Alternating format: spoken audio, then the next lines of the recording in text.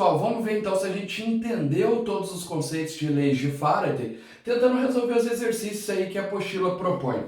Os exercícios começam na página 267, tá? Então vamos lá, o exercício 1 ele é mais teórico, tá bom? O que ele fala? Complete as frases a seguir. Então na letra A e na letra B tem duas lacunas aí em cada sentença, a gente tem que ver qual que seria a melhor expressão para colocar em cada uma dessas lacunas.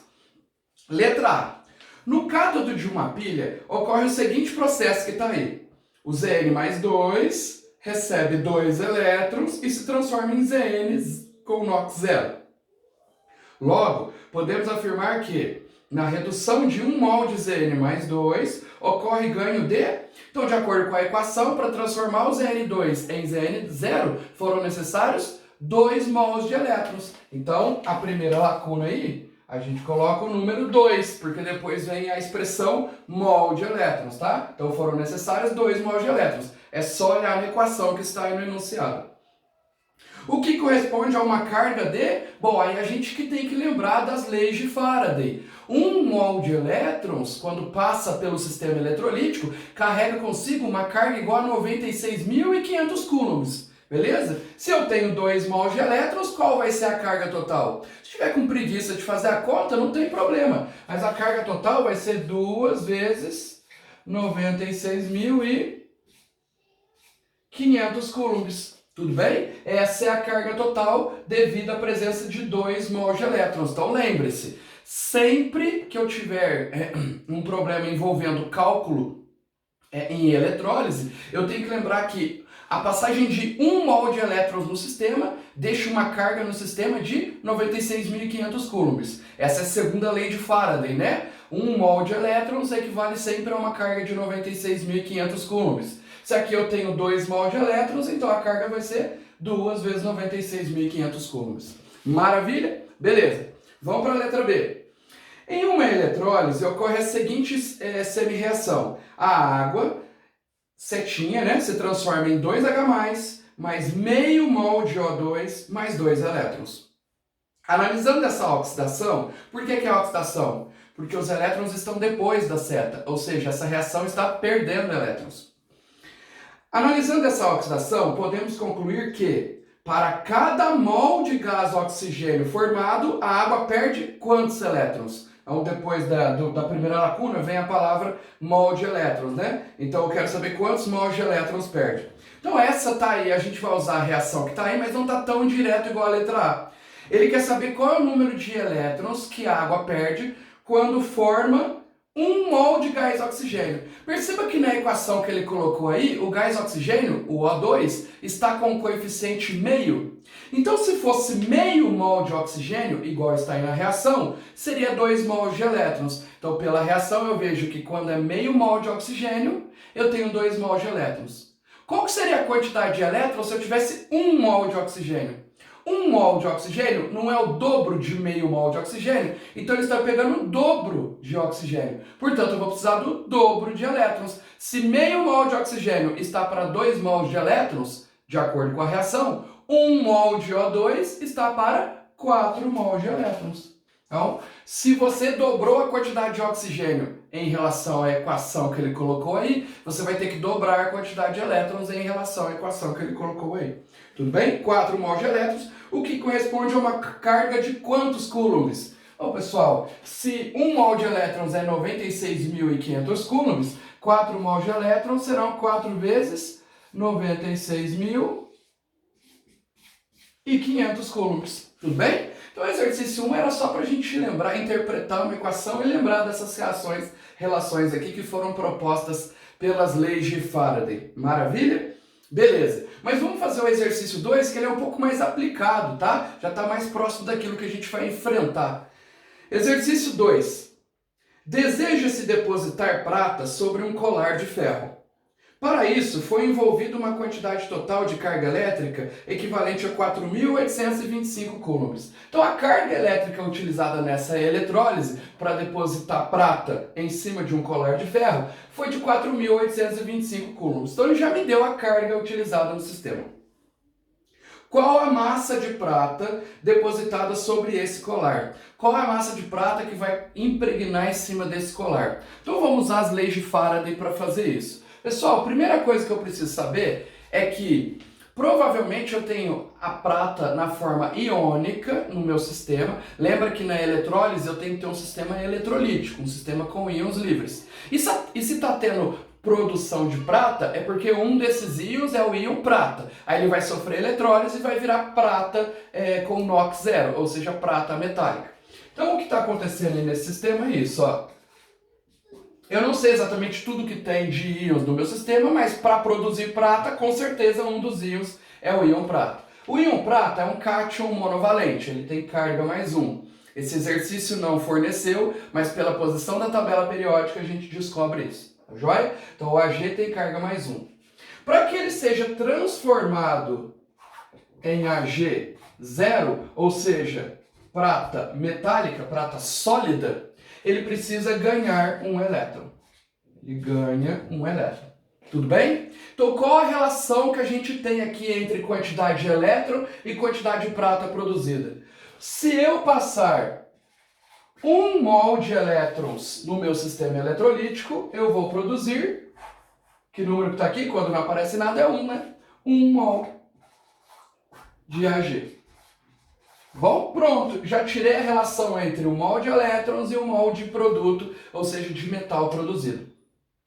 Só que ele deu uma informação não em quantidade de elétrons, a gente até poderia usar a quantidade de elétrons, mas ele decidiu transformar isso para carga. Como assim ele poderia usar a quantidade de elétrons? Bom, a gente sabe que 1 mol de elétron é o mesmo que 96.500 coulombs. Então quando ele fala que usou 1 mol de elétrons, quem já conhece esse conteúdo sabe que ele usou 96.500 coulombs. Então você pode usar a quantidade de elétrons ou a carga. Quantidade de elétrons ou transformar para carga. Aqui ele preferiu a carga. Então não dá para eu colocar aqui em mol, aqui também em mol, né? E continuar a regra de 3 com um valor que está em coulomb. Então ficaria meio estranha a minha regra de 3. Então antes de eu colocar esse valor em coulomb, eu vou converter o mol para coulomb também. De acordo com a lei de Faraday, 1 mol de elétron equivale a quantos coulombs? Então de acordo com a lei de Faraday, eu posso substituir 1 mol de elétron por 96.500 coulombs. Aí, ó, que legal. Então, no lugar de 1 mol de elétrons, eu coloquei a carga que foi descrita pela lei de Faraday. Para a prata, eu vou deixar aqui em mol mesmo ou vou converter para outra unidade? Perceba que a pergunta do exercício é qual a massa de prata que vai ser depositada em cima desse colar aí de ferro. Então ele não quer descobrir quantos mols de prata serão depositados, e sim quantos gramas, massa de prata serão depositados. Então eu não vou trabalhar com a prata em termos de mol. Por isso que ele me deu a massa molar. 1 mol de prata eu posso substituir por quantos gramas? Perceba que 1 mol de prata é o mesmo que 108 gramas. Então no lugar de 1 mol de prata eu vou colocar 108 gramas. Tudo bem? Então eu só substituí a minha regra de 3, né? Eu peguei a minha equação aqui, eu vi que eu precisava de 1 mol de elétrons para produzir 1 mol de prata. 1 mol para 1 mol. Só que eu substituí 1 mol de elétron pela carga, porque ele me deu a carga aqui. Aí eu posso usar a carga na conta. E eu substituí 1 mol de prata pela massa, porque ele perguntou a massa e não quantidade em mols de prata. Então agora eu sei que 1 mol de elétrons, que vale 96.000 coulombs, produziria 1 mol de prata, que é o mesmo que 108 gramas de prata. Só que ele não passou 96.500 coulombs, ele passou 4.825. Então, para uma carga igual a 4.825 x. Aí, como aqui está em coulomb e aqui também, né? Aí coulomb cancela com coulomb e a resposta já sai em gramas. Tá joia? Então, se eu fizer a multiplicação cruzada aqui, que valor que eu vou encontrar? Eu já fiz as contas aqui. Vai dar 5,4 gramas. 5,4 gramas. Tá bom? Então, é só fazer a multiplicaçãozinha cruzada aqui, ó. 108 vezes 4.825 é igual a 96.500 vezes x. Aí isola o x, vocês vão encontrar 5,4 gramas. Então, essa é a quantidade de prata que vai ser depositada em cima desse colar de ferro. Tudo bem? Usamos apenas os raciocínios que foram propostos pelas leis de Faraday. Tá joia? Que a massa produzida de uma substância durante uma eletrólise é proporcional à carga. Por isso que nós fizemos regra de 3 com a carga, porque é proporcional à carga. E 1 mol de elétrons é o mesmo que 96.500 coulombs, a segunda lei de Faraday. Tudo bem? Maravilha? Perfeito. Bom, agora a gente vai fazer o próximo exercício. Exercício 3. Pessoal, o que fala esse exercício? Vamos lá. Por uma solução aquosa de sulfato de sódio, faça passar uma corrente elétrica de 96,5 amperes durante 1 minuto e 40 segundos. Calcule o volume de gás produzido no cátodo e no ânodo dessa eletrólise medido na CNTP. Ele não lembrou aqui no exercício, mas na CNTP, o volume de 1 mol de qualquer gás, 1 mol de qualquer que seja o gás, nessas condições normais de temperatura e pressão, é igual a 22,4 litros, tá? Isso vocês viram quando a gente estudou a química dos gases, tá bom? A equação geral dos gases e a equação de estado. Então, 1 mol de qualquer gás que seja, ou de uma mistura gasosa, na CNTP, ocupa um volume de 22,4 litros, tá bom? Ele não lembrou aqui no enunciado do exercício, tá bom? Tá joia? Mas vamos começar o exercício aqui, ó, pelo equacionamento das reações. Então você tem o sulfato de sódio em solução aquosa.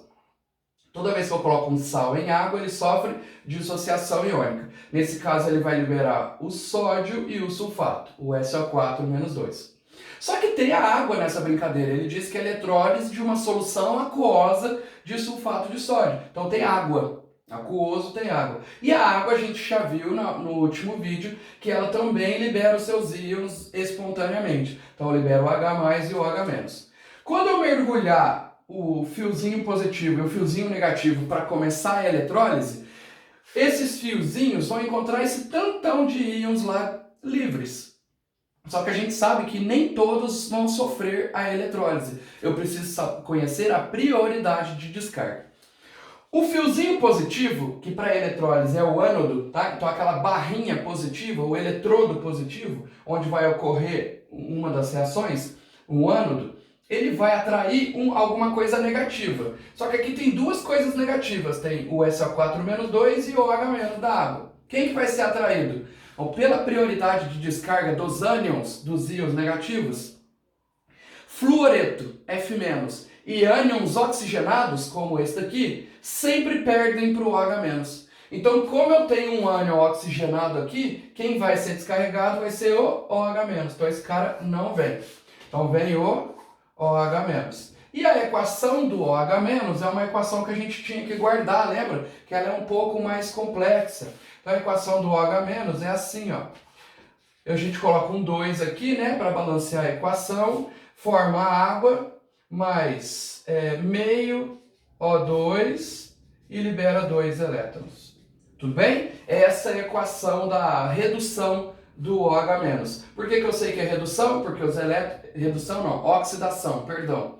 Por que eu sei que é oxidação? Porque os elétrons estão depois da seta. Depois da seta significa estar perdendo elétron. E o que produziu aqui?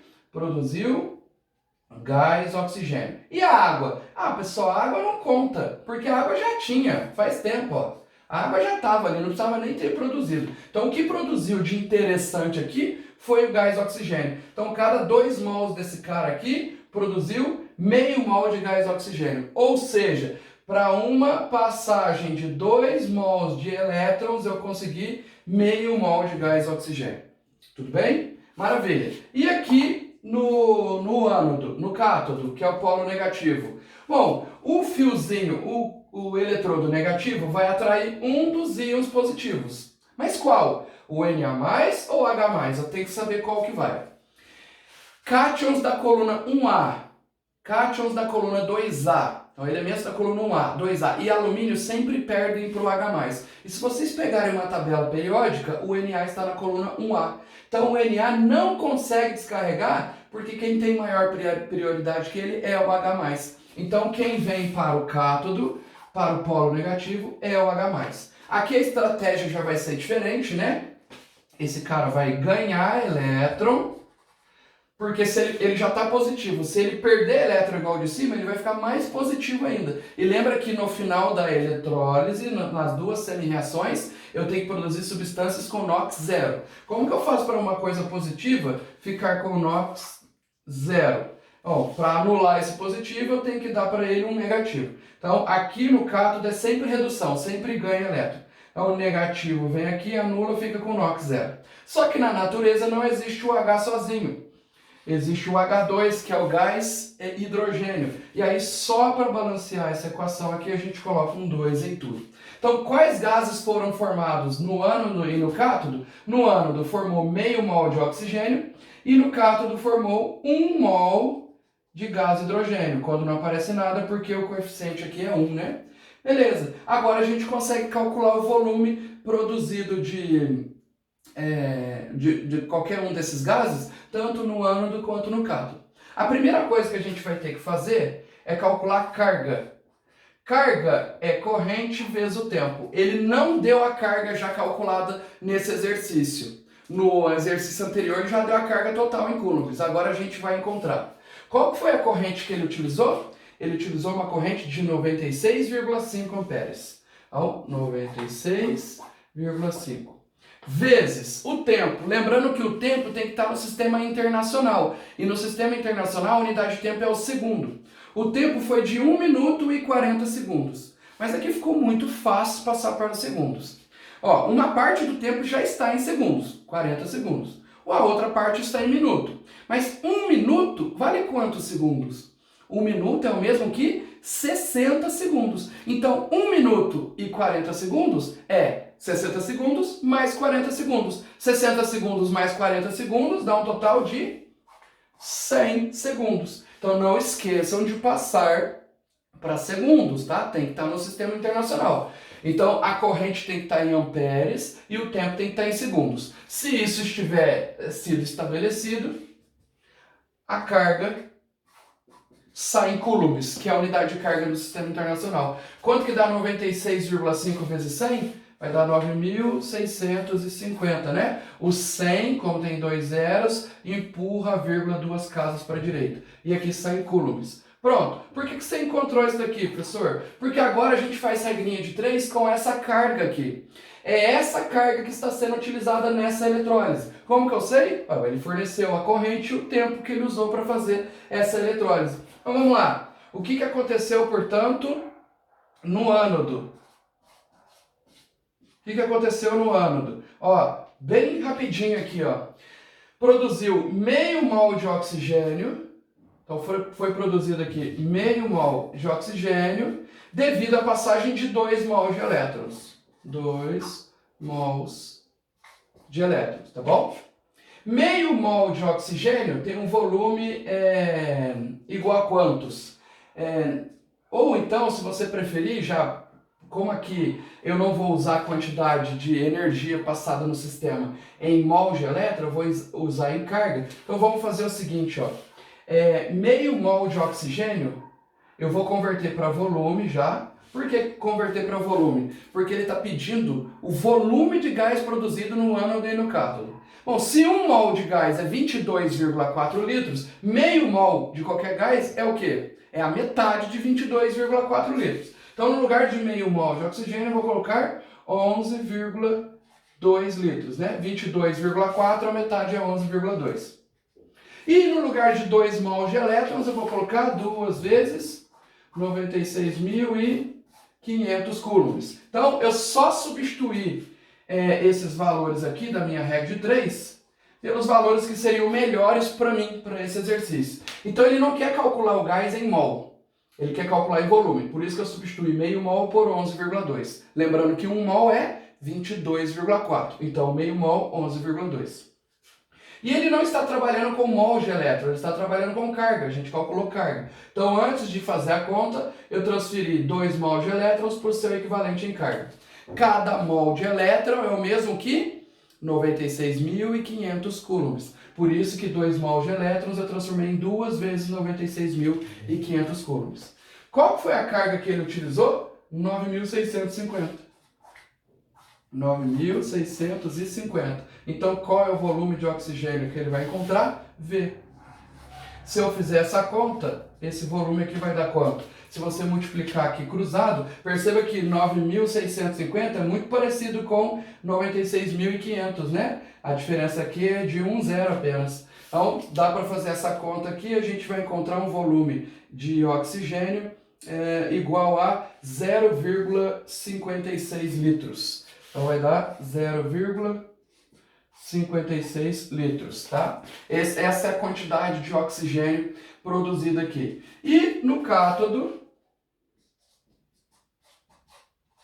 eu vou fazer basicamente a mesma coisa, só que agora utilizando a equação do cátodo. O que eu percebi que aconteceu lá no cátodo? Eu percebi que para produzir 1 mol de hidrogênio, foram necessários quantos mols de elétrons? 2 mols de elétrons. Então eu escrevo aqui, ó, 2 mols de elétrons produzem 1 mol de H2. Tá? 2 mols de elétrons produziram 1 mol de H2. Vou fazer as mesmas conversões que eu fiz ali. 2 mols de elétrons é o mesmo que 2 vezes 96.500 coulombs.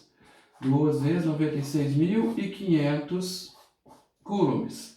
Que está para 1 mol de H2. 1 mol de H2 em volume vale quantos? 1 mol de qualquer gás no mundo na CNTP é sempre 22,4 litros. Lembra que aqui foi 11,2 porque eu não tinha 1 mol, eu tinha meio. Agora eu tenho 1 mol, então é 22,4 litros. Maravilha! Eu quero descobrir qual é o volume de hidrogênio produzido se a minha carga for essa. Então a carga real desse exercício não é 2 vezes 96.500, é 9.650. Vou parar 9.650, qual é o volume produzido? Vou fazer a multiplicação cruzada aqui e vou encontrar um volume igual a 1,12. 1,12 litros. Pronto. Então, qual é o volume de oxigênio que foi produzido? 0,56 litros. Qual o volume de hidrogênio produzido? 1,12 litros. Tudo bem? Usando apenas lei de Faraday, cálculo estequiométrico. Maravilha? Então tá aí. Esse é o exercício de número 3. Vamos fazer agora o próximo exercício. Exercício 4, então, pessoal. Vamos ler juntos aqui, ó. O tempo necessário para depositar 5,2 gramas de cromo sobre uma torneira, utilizando uma corrente elétrica de 193 amperes e uma solução aquosa de íons cromo mais 2 é... Então agora ele quer saber o tempo necessário para fazer essa eletrólise e produzir no final 5,2 gramas de cromo, tá bom? Só uma coisa aqui que ficou faltando nesse exercício, ele não forneceu pra gente a massa molar do cromo, tá? A massa molar do cromo, do CR, é de 52 gramas por mol. Ou seja, cada mol desse cara tem 52 gramas. Como o exercício aí está trabalhando com massa, ele deveria ter fornecido esse valor, tá bom? Bom, aqui eu já tomei iniciativa e já peguei o cromo e eu precisava converter ele em cromo zero. Por quê? Toda eletrólise transforma o íon positivo ou negativo em alguma substância pura simples, de NOx zero. Não importa se é cátodo ou ânodo, sempre no final tem que ter NOx zero. Às vezes a estratégia é perder elétron, às vezes a estratégia é ganhar elétron. Aqui a estratégia foi ganhar elétron, por quê? O exercício já falou que o íon cromo inicialmente tem carga mais 2. Por isso que ele precisa ganhar 2 mols de elétrons, porque 2 negativos anulariam esses 2 positivos, e aí no final teria carga zero, tudo bem? Então aqui é uma reação de redução.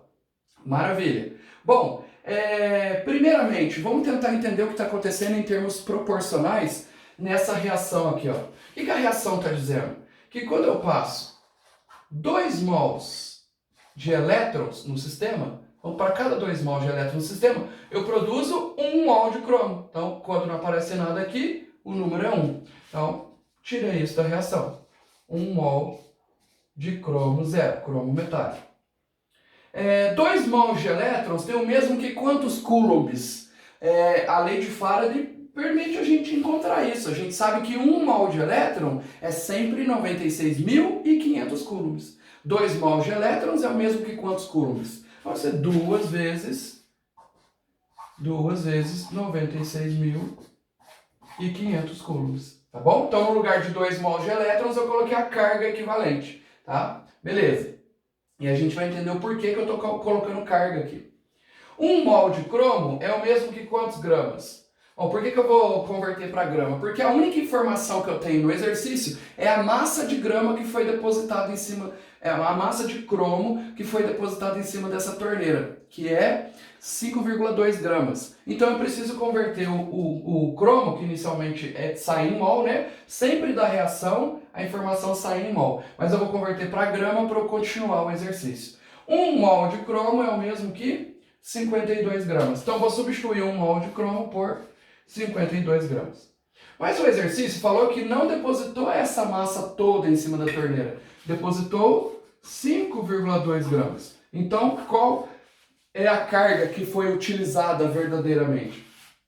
Ficou fácil, né, pessoal? A diferença do 52 para o 5,2 é uma casa. Então, daqui para cá, você está diminuindo uma casa. Então, daqui para cá, você diminui uma casa também. 2 vezes 96.500 com uma casa a menos, a gente vai encontrar 19.300, porque 2 vezes 96.500 é 193 mil. Então, se você tirar uma casa, fica 19.300 coulombs. Mas não é isso que o exercício perguntou, hein? Eu encontrei a carga, mas ele não perguntou a carga. O que ele perguntou? O tempo. Ah, mas como que eu encontro o tempo? Bom, carga é a mesma coisa que a corrente vezes o tempo. Eu tenho a carga, encontrei aqui, ele me deu a corrente, eu encontro o tempo. Por isso que foi necessário encontrar primeiramente a carga utilizada para eu poder jogar essa equação e encontrar o tempo. Tudo bem? Então agora o que a gente vai fazer é substituir os valores. A carga está aqui, 19.300 coulombs. A corrente, ele disse que utilizou uma corrente de 193 amperes. E aí eu quero o tempo. Olha aqui, pessoal, eu vou passar esse 193 dividindo, então o tempo vai ser 19.300 dividido por 193. A vendo que a diferença do número de cima para o número de baixo são 2 zeros? Quer dizer que o número de cima é 100 vezes maior. Então o tempo vai ser igual a 100. Então se eu dividir 193 com 193, sobra 2 zeros aqui, que é o 100. Tá joia? Mas 100 o quê? A carga não está em coulomb? A corrente não está em ampere? Sim. Então o tempo sai em segundos. Tudo bem? A unidade de tempo no sistema internacional é o segundo. Tá joia, pessoal? Então tá aí. Esse foi o exercício 4. Vamos fazer agora o próximo exercício. Exercício 5. Considere 3 soluções aquosas distintas, cada uma com sulfato de cobre, nitrato de prata e cloreto de níquel, separadamente, cada uma em um pote, conectadas em série ao mesmo gerador.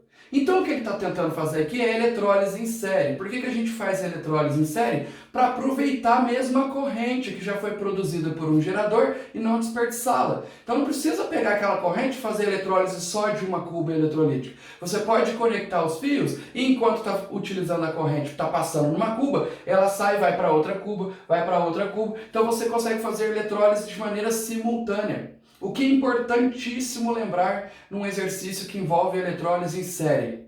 Que a quantidade de elétrons que passa na primeira cuba é a quantidade de elétrons que passa na segunda, é a quantidade de elétrons que passa na terceira. Porque o fio é o mesmo. Então não tem como passar 10 elétrons aqui e lá passar 20 ou menos. Então, como é o mesmo fio, o que aconteceu na primeira em termos de elétron vai acontecer na segunda, vai acontecer na terceira e aí vai. Se eu não quiser trabalhar com quantidade de elétrons, eu posso converter quantidade de elétrons para carga, lembra? A segunda lei de Faraday fala que 1 mol de elétrons, que é uma quantidade de elétrons, equivale a 96.500 coulombs. E aí o raciocínio seria o mesmo. A carga que eu utilizei na primeira cuba é a mesma que eu utilizei na segunda, é a mesma que eu utilizo na terceira, e aí vai. O que leva a carga elétrica para o sistema são os elétrons. Se eu usei os mesmos elétrons na primeira, na segunda e na terceira cuba, então a carga da primeira foi a mesma da segunda e a mesma da terceira cuba. Tudo bem? Vamos ver nesse exercício o que vai ser mais viável. Trabalhar com a quantidade de elétrons ou com a carga em coulomb, tá bom? Não tem problema, qualquer um deles dá certo. Continuando então. esse sistema pode ser representado por... Então tá aí, ó, as 3 cubas conectadas na mesma bateria, os fiozinhos todos conectados. Então tá todo mundo recebendo a mesma corrente elétrica durante o mesmo tempo, tá bom? Por isso que a carga é a mesma, porque é a mesma corrente elétrica, o mesmo I, durante o mesmo tempo. Porque quando eu desligar a bateria, desliga para todo mundo. Quando eu ligar a bateria, liga para todo mundo, tá bom? Então... se a corrente, o I, é o mesmo, e o tempo é o mesmo, e carga é corrente vezes o tempo, então a carga é a mesma para todos eles, tá? Após certo intervalo de tempo, são depositados 0,1 mol de Ag metálica, de prata metálica. Com base nessa informação, calcule a massa de cobre e níquel metálicos depositados em cada eletrodo nesse mesmo intervalo de tempo. Bom, pessoal, uma coisa que ficou faltando nesse exercício aqui foram as massas molares, tá bom? A prata tem uma massa igual a 108 gramas por mol. Acho que a gente nem vai precisar porque ela está em mol, tá? Mas se precisar, tá aqui. 108 gramas por mol. O cobre, que é outro que ele perguntou aí, tem uma massa igual a 63,5 gramas. E o níquel, que também está aí, tem uma massa igual a 59 gramas por mol, tá bom? Então, eu não sei se eu vou utilizar todas, mas está aí, se precisar está aí. O que ele falou? Depois de um certo tempo, não falou qual, foram produzidos 0,1 mol de prata metálica. Então vamos pensar primeiramente na cuba que tem a prata metálica. Para ter eletrólise da prata, a prata inicialmente tem que estar na forma iônica. Lembra que a eletrólise só é possível de ser começada se o meu sistema tiver íons livres. Então não dá para começar uma eletrólise com a prata metálica lá. Então tem que ser prata iônica para aquela solução conduzir eletricidade e aí sim produzir prata metálica. Para a prata ser transformada em prata metálica é a prata na sua forma simples, ou seja, NOx zero, ela vai ter que ganhar 1 mol de elétrons. Olha lá. Se ele ganhar uma partícula negativa, ele anula essa partícula, essa carga positiva, e vira aqui o Ag0. Qual que é a conclusão que a gente tira daqui, pessoal? Que para produzir 1 mol de prata, é necessário 1 mol de elétrons. Então tá aqui, tirei daqui, ó, 1 mol de elétrons produz 1 mol de prata. Só que o exercício afirmou que durante um certo tempo foi produzido 0,1 mol de prata. Essa foi a quantidade de prata que ele realmente conseguiu produzir. Então, quantos mols de elétrons foram utilizados? Perceba que para sair do 1 e virar 0,1, eu só andei uma casa para a esquerda. Então, eu vou fazer a mesma coisa aqui, ó. 1, uma casa para a esquerda vai virar 0,1. Ou seja, na cuba eletrolítica, no pote que tinha prata, você passou uma quantidade de elétrons igual a 0,1 mol. Essa será a mesma quantidade de elétrons que vai passar na segunda cuba e na terceira cuba eletrolítica. Nesse exercício, portanto, eu não vou precisar nem converter para carga. Não precisa converter 0,1 mol de elétron para o seu valor em coulombs. Vamos trabalhar no mol de elétrons mesmo. Por quê? Porque a mesma carga que passou na primeira é a carga que passou na segunda ou na terceira. Só que também vale dizer que se passou uma certa quantidade de elétrons na primeira, é a quantidade de elétrons que passou na segunda, é a quantidade de elétrons que passou na terceira. Então não tem necessidade nem de converter para carga. Mas se você quiser, sem problema. Tá joia? Então vamos lá. O que vai acontecer então na segunda cuba? A segunda cuba eletrolítica é aquela que tem o cobre. Então o cobre, que tem carga mais 2, tá? O exercício não informou diretamente, mas toda vez que eu tenho sulfato de cobre, o cobre tem carga mais 2 porque o sulfato tem carga menos 2, tá bom? Então a carga do íon que está junto com o metal indica que é a carga do cátion. Maravilha. O cobre que tem carga mais 2 vai ter que ganhar 2 elétrons. Ó, a prata tinha carga mais 1. Então ela ganhou 1 elétron e se transformou em prata com NOx zero. O cobre que tem carga mais 2 vai ganhar 2 elétrons e vai se transformar em cobre com NOx zero. O que eu tiro dessa equação aqui? Que no caso do cobre são necessários 2 mols de elétrons para produzir 1 mol de cobre. 2 mols de elétrons produzem 1 mol de cobre.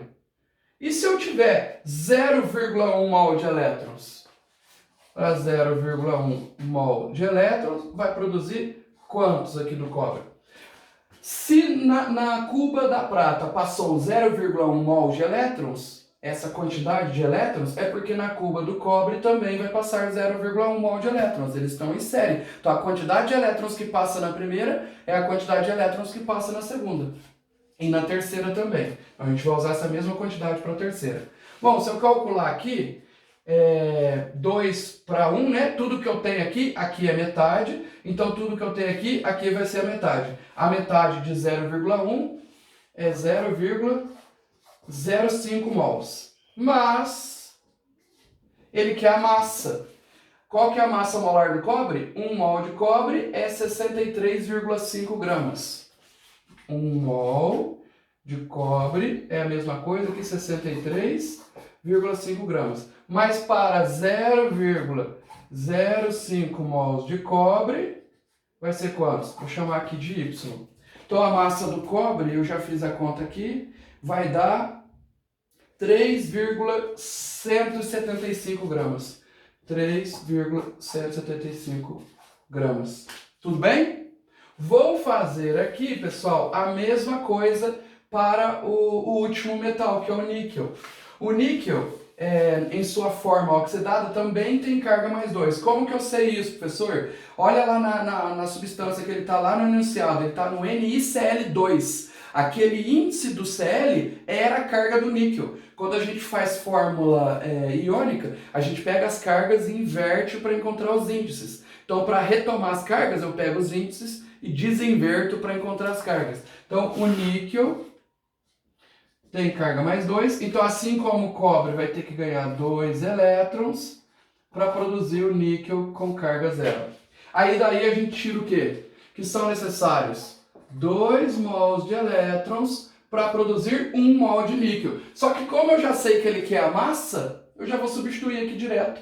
Ao invés de escrever 1 mol de níquel, eu vou colocar a massa molar dele. Ó. 1 mol de níquel é o mesmo que quantos? 59 gramas. Então, quando eu passo 2 mols de elétrons, eu produzo 1 mol de níquel. Só que 1 mol de níquel pode ser substituído por 59 gramas, porque a massa molar do níquel é 59 gramas por mol. Só que não utilizou 2 mols de elétrons. Se aqui passou 0,1 mol de elétrons, aqui também passou 0,1 mol de elétrons, aqui vai passar quantos? 0,1 mol de elétrons. O que a quantidade de elétrons que passou em uma cuba é o mesmo que vai passar em todas, porque elas estão em série. Então, para 0,1 mol de elétrons, vai dar quanto aqui? X. Aí já vai sair a resposta em gramas, tá? Como aqui está em grama, aqui sai em grama também. Então, se vocês fizerem a conta aí, vocês vão encontrar 2,95 gramas.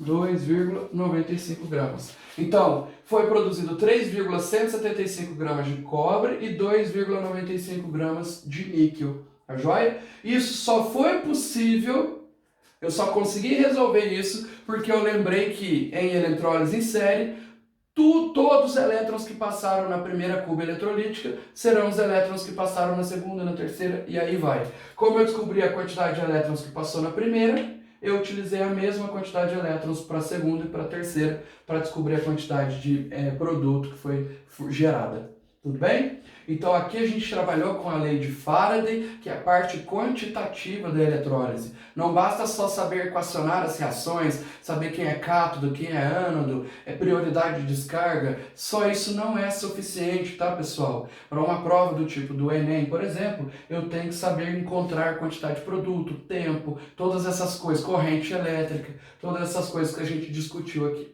Tudo bem? Maravilha! Então a gente fica por aqui, até o próximo vídeo.